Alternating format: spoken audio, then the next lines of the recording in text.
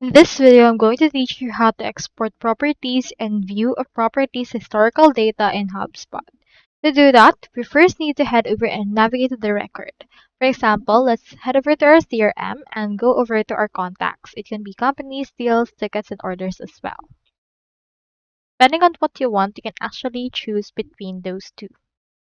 Now, into this, you just need to head over and then click on the details for this actual property. Like for example, let's click onto this property right here. You can also just click on the property itself. So once you have clicked on that, it will open this property wherein you can see the historical data for this case. You can see the about page, the informations, customizations for this, activities, and the likes.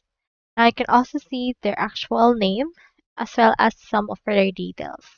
Now to export this, you just need to head over and then click onto the export option. You can click onto this more.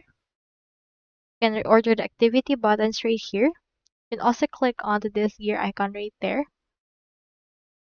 Now into this, just head over and then export this by clicking onto this checks boxes and then clicking on export option that we have right here.